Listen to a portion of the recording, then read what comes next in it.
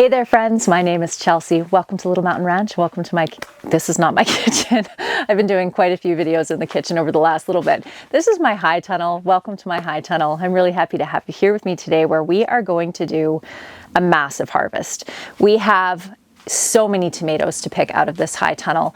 I need to get all my beets picked, my turnips picked, and potentially all of my celery picked, or at least some of my celery picked. Yeah, there's a lot to do. I haven't been down to my garden to do any work for, I don't know, 4 or 5 days. Probably I come down to walk around and enjoy the last fleeting moments of the garden, but I just haven't had any time to get down here and get all of this stuff picked. There's still quite a few other things that need to be picked in the garden, but that can wait a few days. I feel like the beets, and I don't know if you just saw that raindrop fall down right in front of the camera, but when I open up the doors and the cold air hits the warm air in here, all the condensation on the roof starts to fall down, so it's like it's raining inside the high tunnel. But anyways, I digress. What was I saying? Oh yes.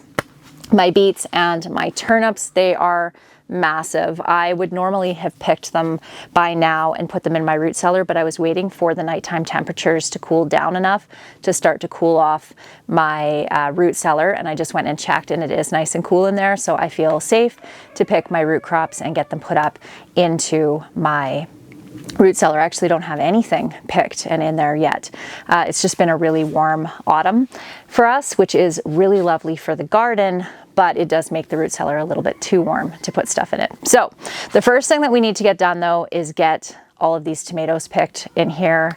I don't know how many pounds we're gonna end up pulling out of here. We'll weigh it when we're done, but I'm gonna guess probably upwards of 150 pounds or so. So we'll see. We'll see if my guess is right. I did notice when I came down into the high tunnel, I have been waiting for this honeydew here to get ripe and ready to pick. But because of my negligence, look what happened. It's split. So I'm actually going to cut this open here and see whether it's at all edible. Oh, darn. Look at that. I can probably, oh my gosh. Smells incredible, but I can probably cut off this side of it, but this side has started to rot already. This is the first time I've ever grown melons, so I've learned a lot about the right times to harvest them. Basically, as soon as they start changing color and they easily pull off the vine, you want to get them picked. So let's cut out the inside of this and give this a taste.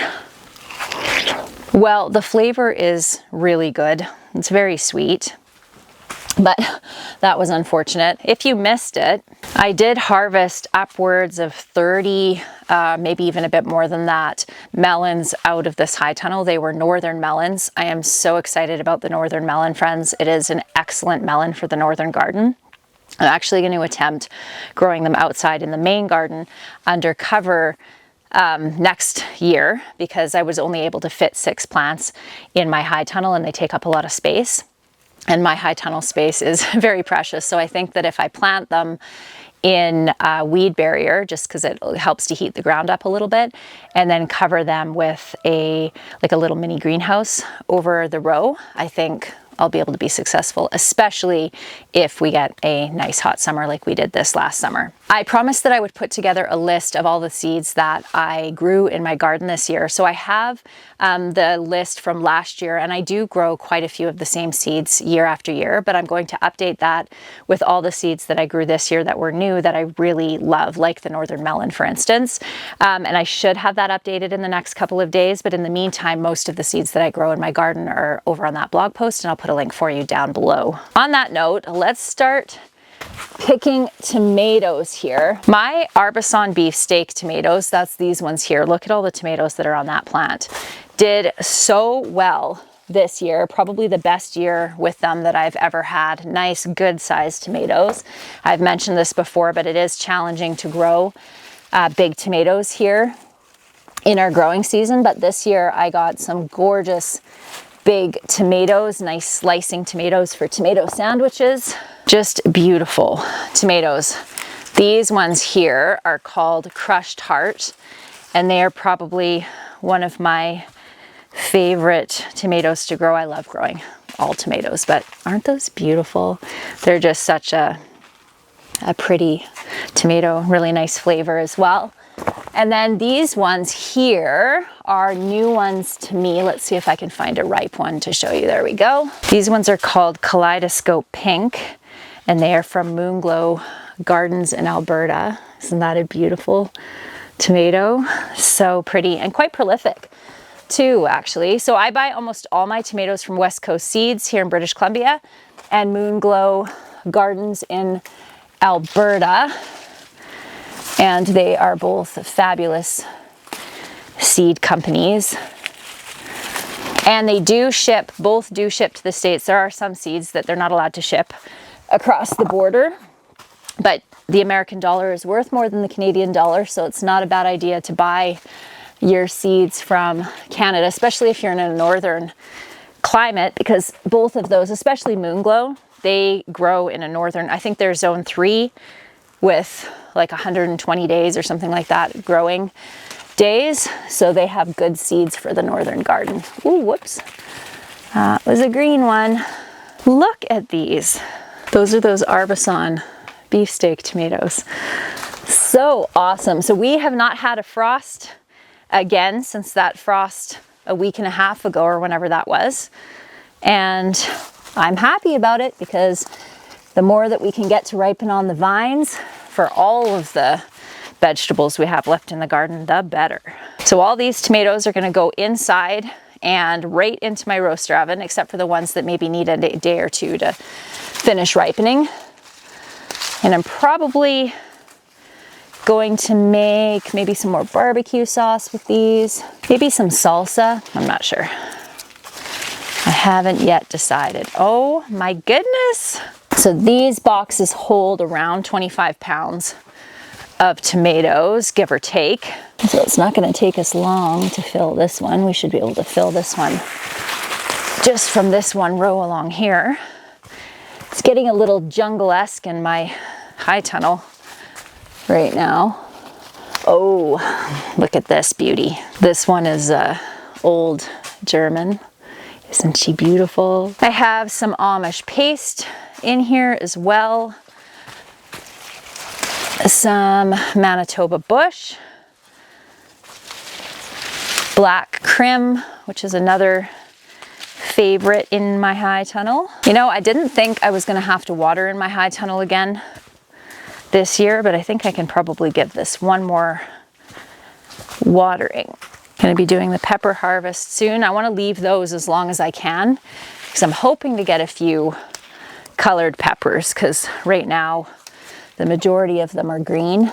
These ones are all the Amish paste tomatoes there. Don't want to load these up too full or they'll start crushing the tomatoes underneath. Good thing I'm down here doing this right now because we've got a little bit of splitting happening on some of these. All right, there's one box. This is my jungle part of the garden here. We have tomatoes and cucumbers, lots of cucumbers in here we're gonna have to pick too, oh my gosh. And cucamelons in here. So these are all cucamelons, aren't they adorable? We call them fairy watermelons because they look just like a fairy watermelon. Super crunchy, very lemony flavored. Ooh, there's some red peppers there that we can pick. I feel like I did a really good job of staying on top of my greenhouse this year as far as just keeping everything pruned and weeded, but I definitely just kind of completely stopped doing that about a month ago once we got into harvesting and canning. Wow, this is crazy. It is the year of the cucumber. It really, truly is. Look at this. My goodness. You know, I could probably just pick all these and rip all these vines out because they're not going to be growing anymore. Now, so this one's a slicing cucumber. It's called Socrates. It is my favorite northern garden slicing cucumber. The flavor is just about, whoops, almost always good. There's been a few years that we've had drought where they've been a little bit bitter, but they were excellent this year. Got a few maters hiding in here. Really good thing I'm in here picking right now, because we definitely have some cracking going on. That one's a black crim. There were 3 cucumber plants in here, and I cannot even tell you how many cucumbers I picked off those 3 plants, but it was a lot. Curious to see how many pounds of food we can pick today out of the garden. I've been trying to keep a rough tally of the amount of pounds of food that I've grown in my garden this year. And it's a lot. We've grown a lot of food in here. I feel like it's a win for every northern gardener everywhere when I do well in my garden. So these cute little yellow ones are called duckling, and they were quite prolific. They're a dwarf tomato plant, so a great option for growing on a deck in containers. But we're still getting tomatoes off of it, and it was the first to produce ripe tomatoes for me this year. Oh, we've got tons down in there. Look at those beauties. Isn't that a gorgeous little tomato? So this is a little, I think, a plum cherry tomato. So these ones, I cannot remember for the life of me what they are called, and I need to know because they're delicious and they're beautiful. I have to look through my spring planting book and see. I love throwing smaller tomatoes like this, like cherry tomatoes, into my sauces, especially pizza sauce, because it adds such a nice different kind of complexity of flavor. And also these tend to be a bit more acidic, so they just add a little bit of that acidity to the sauces that I really like. Oh, so many beautiful tomatoes, but lots on here that are still ripening. Oh, I did not do a good job keeping on top of these ones. That's for sure. Look at that.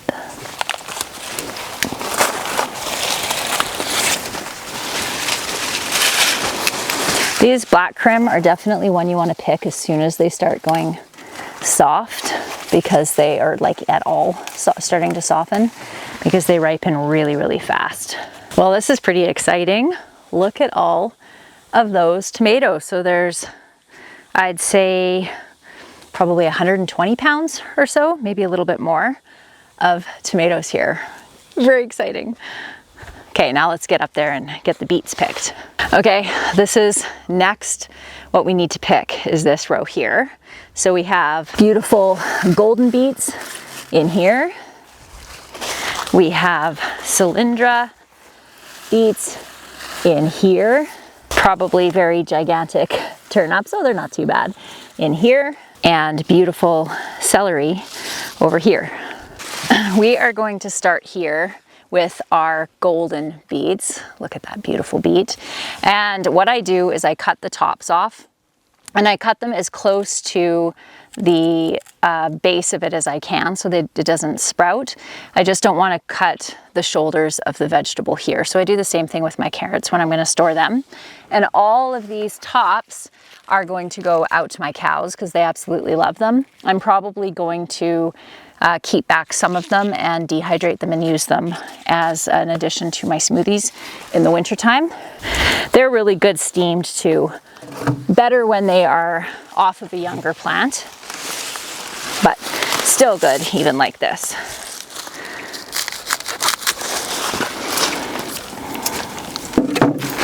Whoa, that is a gigantic beet, and it looks like it got a little bit chewed on something, but it also looks like those little chew marks from whatever that was, looks like most likely a bug of some sort, happened quite some time ago because it started to scab over again. So I don't mind bringing something like this in and using it in a recipe. I just won't put it into storage because it likely won't store super well. Beets store incredibly well in my root cellar. My root cellar was built in around the 1920s originally, and then it was updated in the 1980s. I'll show you when we go down there. And I store all my root vegetables in there.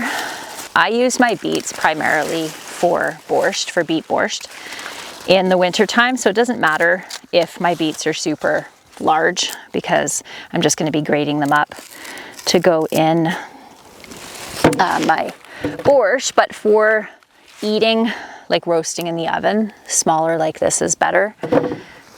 But it really doesn't make too big of a difference. I have never been a big fan of the autumn because it just means that winter's coming. And I am not a huge fan of the winter because I can't garden in the winter. But I have to say that being in perimenopause has definitely changed that for me, because I'm so cooking hot all the time.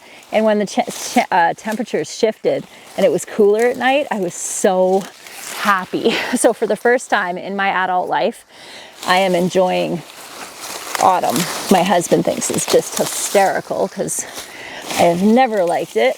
The soil in these beds just looks absolutely fabulous. I'll show you once I get these beets out of here. It just looks so healthy. So we'll just get all of these golden beets out first. So golden beets and red beets taste the same. In my opinion, the only real difference is that the golden beets don't change the color of whatever you're making. So if you are canning and you don't want the red color of a red beet in your canned product, you can use golden beets. I just grow them because I think they're pretty. My favorite beets, though, I'm going to show you in a sec, are the Cylindra beets. That's the next patch that we have to do. So this is the soil in here. Isn't that gorgeous? No-till, my friends. I am definitely a fan of the no-till garden. This rooster, I don't know what is going on, but he moved into my garden a little while ago and has just been hanging out in here ever since. So these beets here are Cylindra. So you can see they're a longer, more narrow beet rather than the round ones that we were just picking. And these ones are my favorite for canning, just because they're actually for any type of processing, really, because they're so easy to peel with the shape and slice. I do love them. Do you know what I am noticing this year, or not noticing, is I don't have mouse nibbles around the top of my root veg. And I often do have that as an issue, and there hasn't been any. And I am wondering if it's because of my garden cats that have just been loving living in the garden this summer. Wow, that is a big one. My goodness, look at how huge that is. And if they've just been keeping the mouse population down. And I am very happy about that. Okay, I think we'll pause right there and get all these topped here. Last year, I didn't have a great beet year. In fact, I didn't plant that many beets. I don't know why. I don't know why it worked out that way. It just did. Some years are like that, where my planning leaves a little to be desired. But I hardly had any. And my potato harvest wasn't fantastic last year either. And this year, everything has just been doing so well. So I suspect that my root cellar by the end of the harvest season is going to be just bursting at the seams, which is very exciting, especially with food prices being what they are. So these bins, I'm just using milk crates. Any kind of plastic crate will do, and I don't get carried away with disinfecting them. I used to, but I usually just rinse them off and leave them outside for a couple of months in the summertime. You only have to do it for a couple of days, really, but the UV just disinfects them and is a lot less work than doing it manually. So any guesses on how many pounds of food we're gonna get out of the garden today? I'm gonna guess 300 pounds of food out of here. I'm gonna have to weigh one of these crates of beets because I don't know how much they weigh. And then any guesses on how many we're gonna end up with total this year? You guys have been coming along with me for the harvests, and we still have, what do we have left? We have Potatoes, that's going to be a lot. I suspect we are going to get many, many, many pounds of potatoes. We have carrots left yet to pick. We have quite a few carrots. All this that we're going to pick today. And then we have squash. It's not a great squash harvest to pick. What else do we have in here? We have some greens. We have kale and collard greens left to pick in here, and then of course the rest of the tomatoes and the peppers from the high tunnel. So I think that we're gonna get quite a few pounds of food from the garden this year. I get asked sometimes if it's worth it. If you've been following me for any length of time, you know that just for the love of it, it's worth it. I would do it even if I didn't get any food out of it, I think, just because I love doing it so much. And I just think a vegetable garden is just the most beautiful thing on planet Earth. But we've just been starting to do some calculations with what we save, because it's a lifestyle for us, right? So we would probably do it whether we saved a lot of money or not doing it. And we definitely save a lot of money on meat, dairy, on the veg. I mean, if you put in the amount of work it takes for me to grow this much food and we were going to pay me too, no, probably not, because it is a lot of work. But we know exactly what is in this food. We know exactly what isn't in it. We don't use any sprays or chemicals or anything like that in our garden.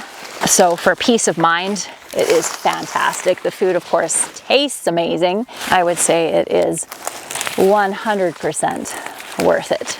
The rest of these Cylindras out of here.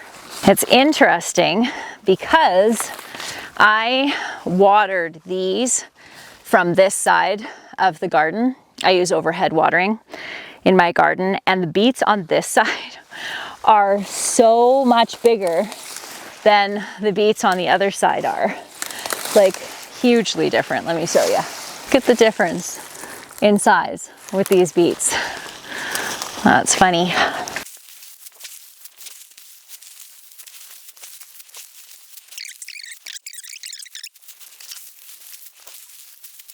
If you've watched my beet harvesting in the past, sometimes I'll wash my beets before I put them in the root cellar. It's not really recommended to do that because the soil when it dries can actually just give a little bit of protection to the beet itself. But I haven't noticed a huge difference between washing them and not washing them. I don't think I'm gonna bother doing it this time, but I probably will wash my carrots, just because when I bring my veggies up from the root cellar in the wintertime, because it's so cold here, rinsing them off outside is not an option.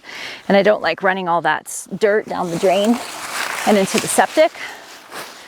So, but these beets are actually, especially these Cylindra beets, a lot of them is actually out of the soil anyway. So there we go. Now I got my work cut out for me, taking all these tops off. I will be back with you when I am finished, and then we'll move on to getting all the turnips picked. All right, friends, let's get these monsters out of here. Yeah, could have picked these ones a while ago. That's for sure. Oh my goodness. That one got eaten out by something. I am not too concerned about having, oh my, so did that one. I wonder how many of these are wrecked. Oh dear. Oh no. Oh. Okay, so like I was saying, I'm not that concerned about getting too many of these because I just use these in my beef stew. So I really only need probably 10 really big ones to last us the winter. That looks like that's probably all I'm gonna get too. I have never had this happen with turnips before. You know, I don't think it's actually that they were eaten by something. I actually think they had some kind of rot, but there's quite a few that are good in here, so that's good. So I'm just going to do the exact same thing with these.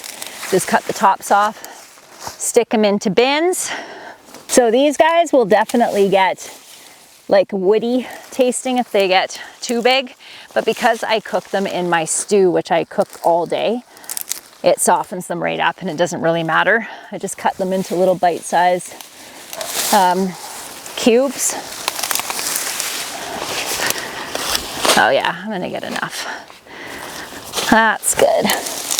This is something I normally overplant because every single turnip seed that you plant tends to grow, but I didn't overplant them this year.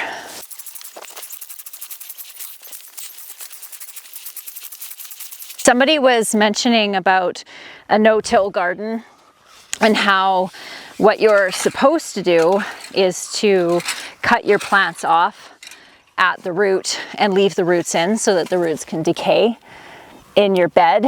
And that is true in theory.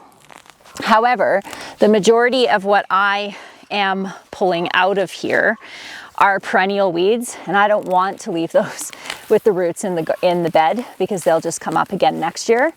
And all the other plants that I'm pulling out of here, excluding the come on, brain, work.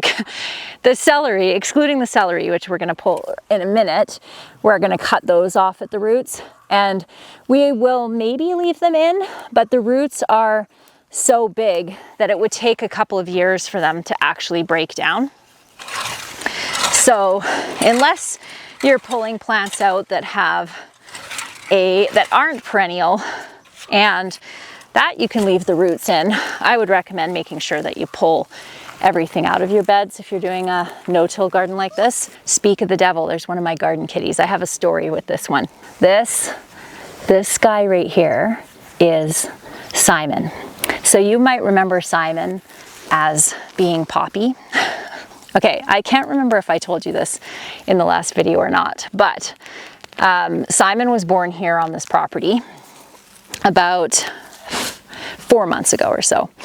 And when he was born, I checked to see whether he was a boy or a girl.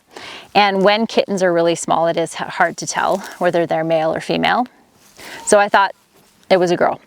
And it didn't occur to me to check again after that. So Dan and I were laying in bed the other day and Simon jumped up on the bed, came over for a snuggle. And at this point, Simon was Poppy. And then turned around and walked away from us. And then Dan looks over at me and he says, honey, are those testicles? And sure enough, Poppy had testicles. So Poppy was actually a boy, not a girl. And we told the kids the next morning, and if they wanted to keep the name Poppy, that was completely fine, but they decided to change his name to Simon. So Poppy is now Simon. And it's really funny because prior to Poppy being a boy, I thought he looked like a girl. I swear, it's so weird how sometimes you see what you think. Like your perception can be skewed by what you think in your mind. And I thought for sure he was a very feminine looking cat. And now that I know he's a boy, he looks like a boy to me. So needless to say, now we have a male cat who is going in to get neutered in a couple of weeks. I called right away because with female cats, at least here in our town, you have to wait until they're 6 months old before you can get them spayed, but male cats can be done earlier. So he is now going in so that we don't have any more kittens. Okay, now on to the celery. So the nice thing about all the stuff that we just picked here behind us here is that just has to go down into the root cellar. So there's really nothing I have to do for it, which is awesome. Celery is super easy to preserve. You can either chop it up and freeze it, and you can blanch it if you want to. I do find that it is a little bit more tender when you blanch it, but you don't have to. You can't just chop it up and freeze it. I love freeze drying it, so I'm going to freeze dry a ton of it this year. Look at how big this celery is. And I freeze dry both the bottoms and the tops of my celery because these leaves have lots of nice celery flavor. And I am going to be doing a ton of turkey stock very soon here because I'm going to do my turkeys in the next few days. I know I've been saying that for 2 weeks now, but I really am because they're getting way too big. And I throw lots of celery right into my large stock pot. I have a huge stock pot that I put out on my deck when I'm going to make large bulk batches of broth, any type of broth. And I may end up doing some vegetable stock this year. We'll see. So let's look at this. This is just beautiful. Celery. Look at that stalk. I use my celery primarily in my soups and things, so I don't worry about harvesting it when it's young and tender, because I cook my soups usually all day. And by the end of the day, everything that's in the soup pot is nice and tender. But if you do want nice tender celery and you're wanting to eat it fresh or add it in salads or whatever, then you do want to try to harvest it when it is, hi Simon, when it is a little bit younger than this. I'm pretty sure that Simon is part of the reason why I don't have any mice in my garden this year. So I think that is probably going to be good, because I can only fit so much on my trays. I have 8 trays for my freeze dryer. I can only run 4 at a time, but I can pre-freeze 4 trays worth. So that is probably gonna do us. So I can do this, I can leave these out in the garden. They're actually quite frost hardy, and just come and harvest a few heads at a time. So I don't know if I mentioned this last time or not, but if you do harvest an entire head of celery and you cut it right to the ground like this, it will start growing again. So if you live in a season with a long enough season, you can get to harvest. The second one won't be as good as the first, but it will be good for soup. Simon, what do you think? Should we get all this stuff, put it away? All right, how many pounds do we think this is, friends? Let's add it up. These are actually pretty heavy, these bins here. So I think that's probably like 30, 35 pounds.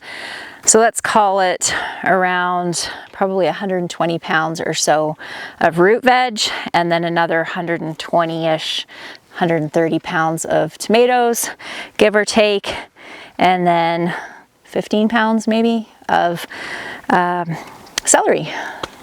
So we'll call it around 200 and what would that be?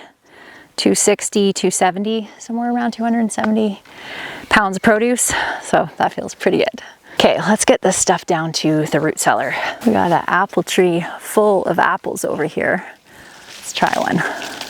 Oop, I think they might be ready. That one just fell right off. They're usually ready when they pull off really easily. Oh my gosh, so good. Guess we're gonna be picking apples tomorrow. This is the least fancy root cellar. Just a big hole dug into the ground here with a long walkway. I think it's about 15 feet or so. And this just protects the root cellar from the outside temperatures. And it is just fantastic. So this will store our root vegetables all the way until the late spring, which is fantastic. This was one of the things when we first looked at this property that I was the most excited about. I have a feeling that I am going to need to get more bins this year with all those potatoes. So we just have pallets that we put down on the floor in here, and then all of our bins go on the pallet. So like I said, pretty low tech. So I do keep mouse traps in here because we occasionally do get mice in here, although I'm hoping that the cats stay on top of those too.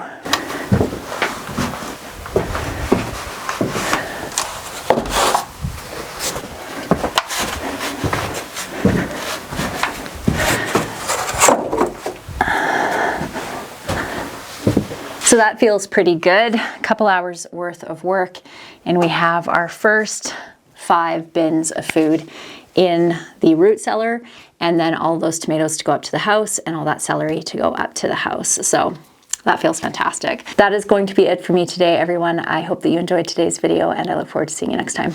Bye.